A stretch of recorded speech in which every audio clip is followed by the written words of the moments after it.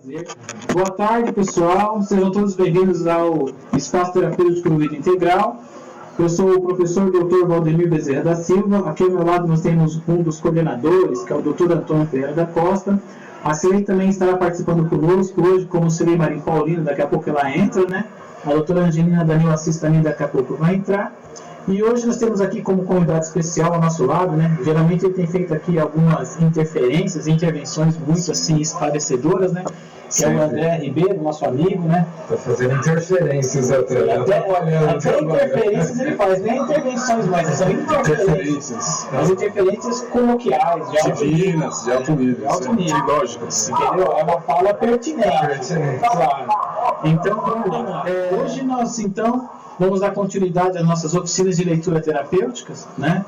E hoje a gente vai tratar de um assunto que é justamente a questão da censura, né? Aliás, o tema do nosso convite de hoje foi esse, né? O grande mal humano é a censura que faz a consciência, né? E aí, a gente vai dar continuidade ao nosso trabalho, até porque na semana passada foi o último, né, Antônio? Que a gente fez o último episódio da série Os Pecados Capitais. 7 Pecados Capitais. Isso mesmo. Então, hoje a gente vai começar um novo, que é a questão das emoções. Praticamente, que quando a gente fala de censura, a gente está falando de emoção. Olha, Antônio aqui, emocionado porque quer beber água. Pera aí, Antônio, eu vou encher seu copinho de água. Senão vai... Isso. Então, vamos lá. Então, vamos dar continuidade ao nosso trabalho. Sim, toda semana aqui, todo sábado. Isso. E detalhe importante, vou fazer um convite desde já. Pessoal, um convite especial para todos vocês. Muito em breve nós teremos aqui conosco, fazendo uma palestra especial para nós, a doutora empresária, ambientalista e relações públicas, psicanalista, a doutora teóloga também, né? Também, Sandra Ingrid Zellner Kepp. Este é o livro que ela vai apresentar para nós, uma palestra. Recomendo esse livro, que foi impresso pela Proton Editora. E aqui tem um assunto muito importante que é atual, sobretudo para os dias, né, que estamos vivendo. Não é qualquer assunto, porque a forma que ela aborda a questão da teologia como uma linguagem muito pertinente aos tempos atuais. Sim. Então, qualquer pessoa que lê esse livro, sendo teólogo, acadêmico ou pessoa sem nenhum tipo de instrução acadêmica, mas que tenha boa vontade e desejo de entender os acontecimentos, tem nesse livro uma boa resposta. É um livro excelente, muito legal. É imperdível, viu, essa palestra dela. Isso, então já está um convite, é muito breve, provavelmente começo de agosto ou final de agosto, qualquer coisa do gênero. Ela já está programando para nós essa palestra, então. Bom, vamos lá. Então, Antônio, hoje a gente vai fazer uma oficina de leitura terapêutica, e André também, e o tema é este, né? O grande mal do homem é a censura que faz a consciência. Então, rapidamente, doutor Antônio, como o senhor percebe a imagem aqui? Faça texto, um comentário. Que a pessoa ela está fora de si, né? Ela está se procurando, mas ela se procura no sentido de expressar fora a fuga que ela faz de dentro dela, do ser. Então você vê um olhar de desespero, de raiva, de angústia, de sofrimento, né? Ótimo. E o senhor André, como o senhor percebe a imagem? Justamente por não querer, né, ficar no próprio ser, isso é comum a todo mundo, né, de certa forma. A gente tem aí condutas que são fáceis, né, eu poderia dizer até em várias máscaras que a gente usa, né, e acho que não tem a questão de querer lidar com isso, né. Boa, muito boa. A leitura que eu faço dessa imagem é a seguinte, né, que quando a gente está no ser, já que os senhores falaram do ser, que é o bem, a verdade, a beleza, nós estamos no equilíbrio, que mostra mais ou menos a pessoa que está no meio, né, que tem uma feição mais equilibrada, né, mais, vamos dizer assim, tem domínio de si próprio, né. Já quando estamos destemperados, né, a gente cai então nessas atitudes, comportamentos assim, acirrados, muitas vezes vamos dizer assim, guiados pelo medo ou pela raiva. Então está aqui, a imagem representa isso, como o Antônio falou, né? E o André também, e a gente acrescenta essa fala agora, na minha, nesse sentido, né? De que quando estamos no ser, que é o bem, a verdade, a beleza, a gente está mais no equilíbrio, né? Que é o centro. E quando a gente fica nos extremos, justamente guiados pelas emoções, Hoje vamos tratar da raiva, mas poderia ser o medo, ou então outra emoção destemperada, como a tristeza, enfim. A gente fica então assim desequilibrado, né? E hoje o tema nosso é esse: o grande mal do homem é a censura, que faz a consciência. E justamente essas emoções que são desencadeadas, elas são decorrentes da censura.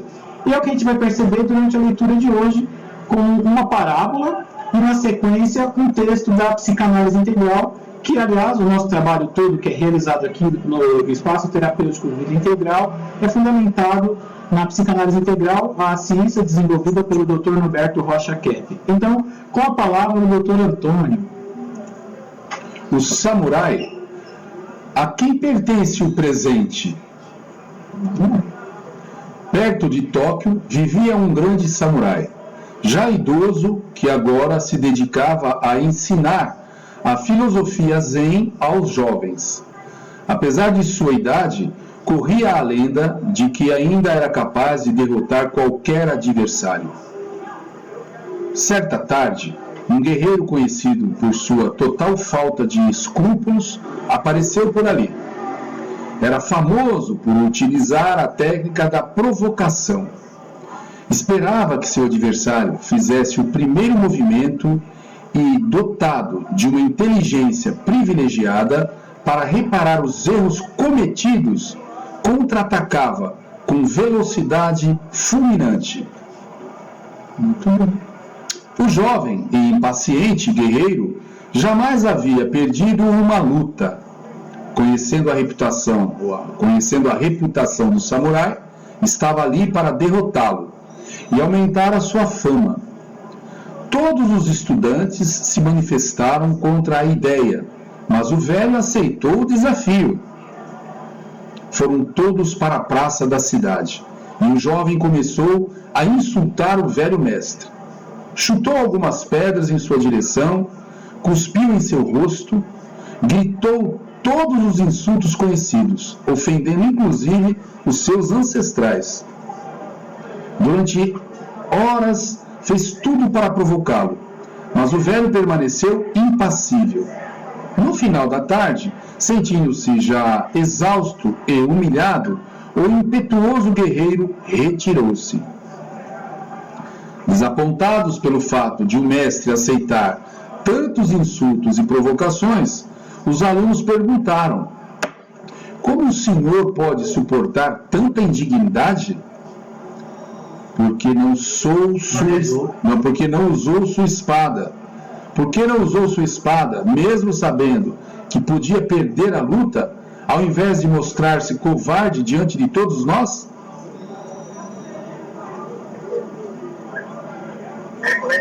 Se alguém chega até você com um presente e você não aceita, a quem pertence o presente? Perguntou o samurai. A quem tentou entregá-lo, respondeu um dos discípulos. O mesmo vale para a inveja, a raiva e os insultos, disse o mestre. Quando são aceitos, continuam pertencendo a que, quando não são aceitos, continuam pertencendo a quem os carregava consigo. A sua paz interior depende exclusivamente de você. As pessoas não podem tirar-lhe a calma, só se você permitir. Então, uma mensagem para nós refletirmos, né? Bem forte, hein? Não é?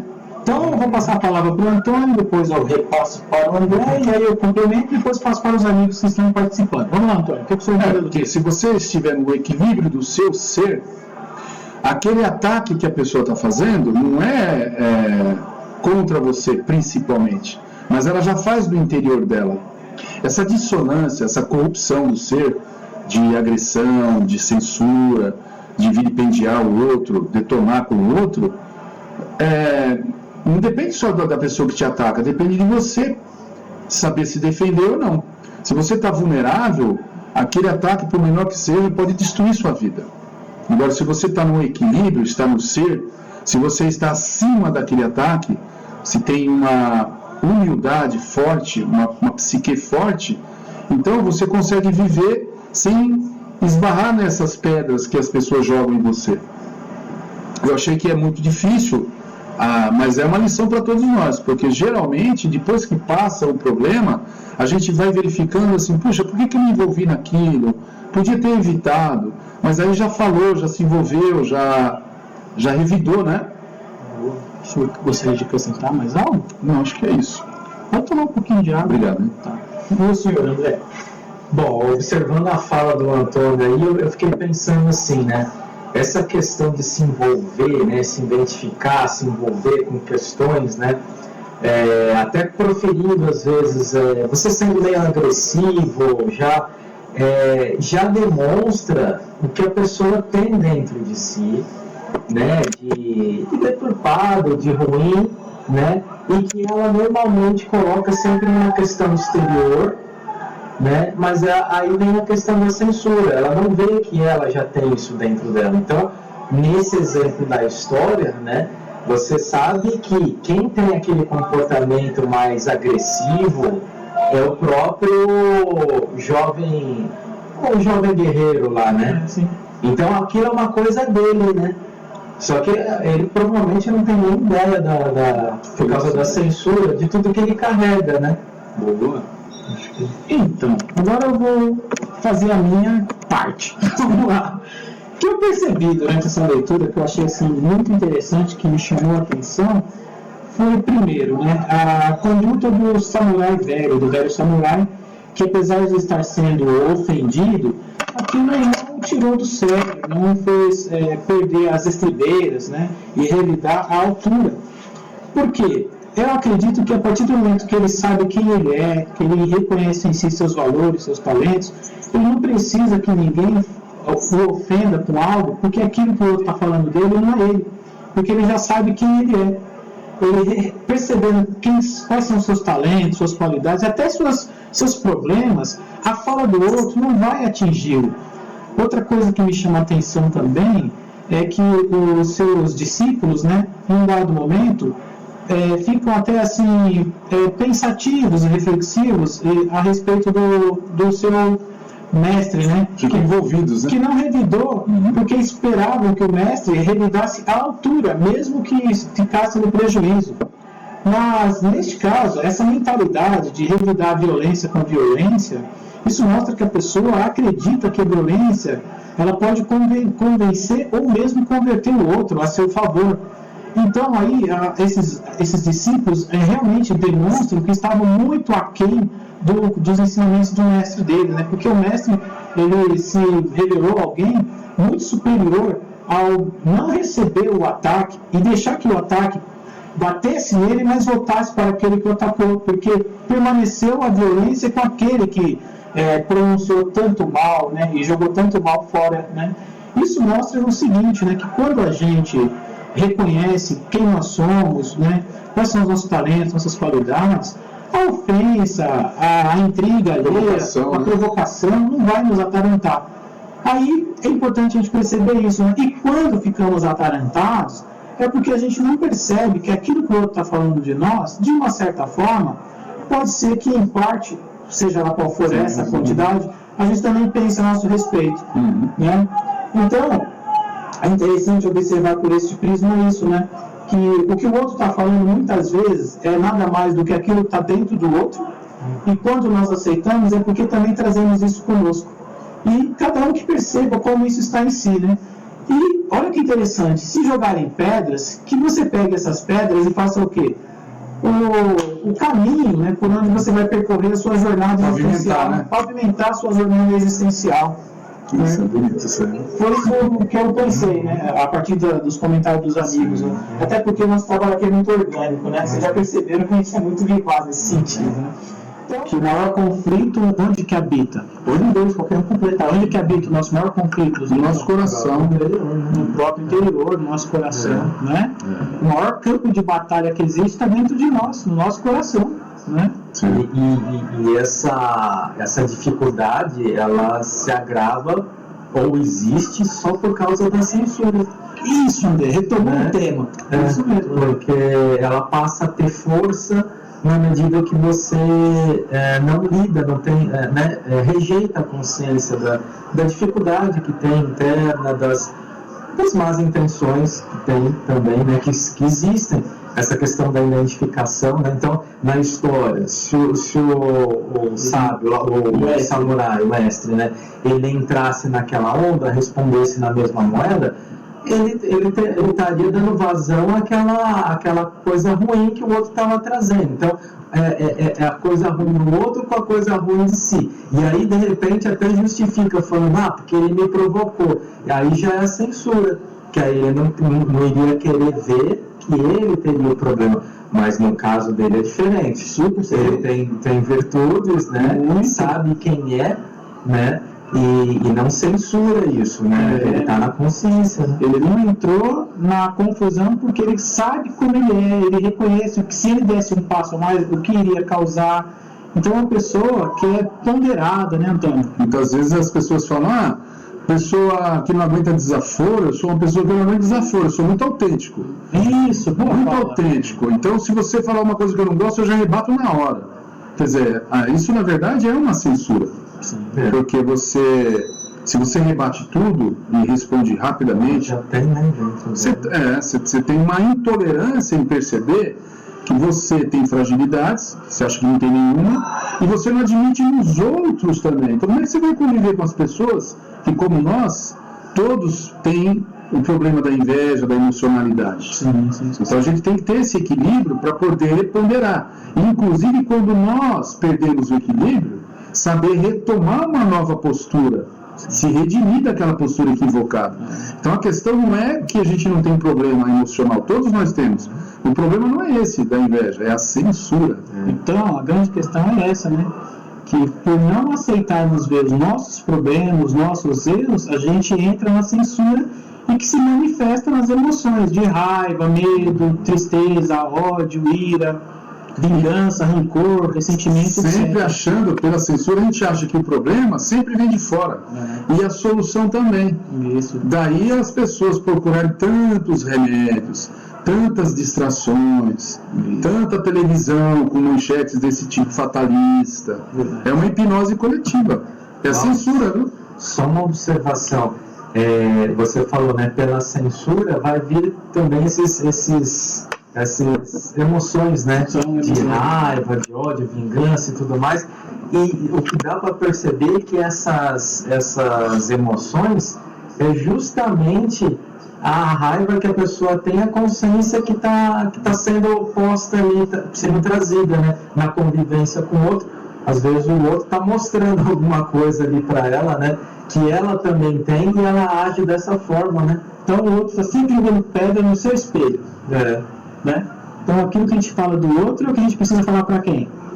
Primeiro para nós. Para nós mesmos. E geralmente é o que estamos fazendo, só que atacando o outro. Mas a primeira pessoa que a gente fala, quem que é? Somos nós mesmos, né? Sim. É que a gente não presta atenção no que a gente fala. Isso vem da censura que nos permite ou nos coloca na alienação de uma vida psíquica infantil. Sim. De resmungar muito, de projetar muito, de ficar muito sensível a qualquer coisa. Melindrar, né? Então, vamos lá, dando continuidade ao nosso trabalho de hoje, para fechar essa primeira leitura, olha que legal, Antônio, eu achei essa passagem bíblica, olha que bonito esse provérbio. Como uma cidade arrombada, sem muralhas, é o homem que não consegue se controlar. Então, André, o que o senhor pensa desse provérbio? Deixa eu ler de novo. Como uma cidade arrombada, sem muralhas, é o homem que não consegue se controlar. Então, quer dizer, a pessoa dá vazão a todo tipo de patologia, né, de deturpação, né, ou seja, ela é tomada por essas emoções, sugestões, porque a gente sabe que a coisa é integral, né? Não somos a gente isolado, né? A gente tem intercâmbio com o espiritual, mergulhado no campo espiritual. Então, essa cidade arrombada sem muralhas entra todo tipo de influência, né? Sim. Olha o que fala o ego fraco é um ego que você soprou e ele desfaz. Né? Isso mesmo. Então, eu pensei da seguinte forma a respeito desse assunto, né? Que a pessoa que é movida pelas emoções, Então ela fica desprotegida, né? Então qualquer coisa ela abala, ela não tem uma estrutura forte, porque não tem um ego forte. Então qualquer coisa ofende. E aí por isso a pessoa fracassa nas suas relações, né? Porque vai brigar sempre, vai discutir, vai estar sempre reclamando, resmungando. E vira um vício. A pessoa não consegue ficar em paz, que ela não confia mais, por causa da inversão, Sim. ela não confia mais no bem-estar, no equilíbrio. Então, quando ela não tem motivo para o desequilíbrio, ela corre atrás do desequilíbrio. Ela faz por conta própria, porque virou já um vício retroalimentado por uma psique emocional. Então, daí a importância de a pessoa fazer terapia, se conhecer. Ter contato com esse lado que domina ela e que estraga a vida, né? E, aliás, problema todo mundo tem. A diferença é que alguns aceitam mais a consciência do seu problema. Essas são as pessoas mais equilibradas. Os mais equilibrados vão cair por essa vertente de não ver problema, e quando vê ficar com raiva, com medo, ansioso, preocupado. Porque quem faz análise, não que não tenha censura, mas consegue lidar com essa censura para poder se enxergar, ou ver aquilo que está obscuro no seu interior, aquilo que não está percebendo, e sendo dominado por aquilo. Isso aí. Por isso a importância de fazer análise para lidar com essa censura, né? Muito boa. Só uma observação, então, fala do Antônio, é que justamente o papel da análise é esse, né? O de diminuir a censura, né? Para que possa se lidar com aquilo que está impedindo a pessoa de realmente manifestar o seu ser, né? Na sua totalidade. Então, por exemplo, uma situação de análise. Doutor Antônio, se a gente fosse tratar desse rapaz aí que agiu com essa agressividade toda, né? O que o senhor falaria para aquele rapaz que tacou a pedra no sábio? Para ele se interiorizar? O que ele vê no sábio? O que ele quer destruir no sábio? Então, se ele falar disso, o que ele está vendo no sábio, a gente vai poder chegar na raiz dessa violência, que ele não está aceitando a consciência daquilo que ele está vendo no sábio. E ele tenta destruir isso que está no interior dele, que ele não aguenta ver, ele está projetando no sábio. Então ele acha que destruindo o sábio, que é o espelho disso que ele não aguenta ver no interior dele, ele vai se livrar dessa consciência. É ótimo. E uma coisa bonita também para se analisar é que essa agressão que ele faz ao sábio, reconhecendo o valor do sábio, é que ele faz a sabedoria no interior dele também. Sim, exatamente. Né? Porque o problema que ele tem é um problema da censura. Mas por trás do problema tem uma percepção do bem que ele tem, que ele não aceita, que ele ataca. Que ele ataca. Isso mesmo. O que faz fora é o que faz dentro, né? Sempre, né? Sempre. André, seja uma sabedoria ímpar. Vamos lá.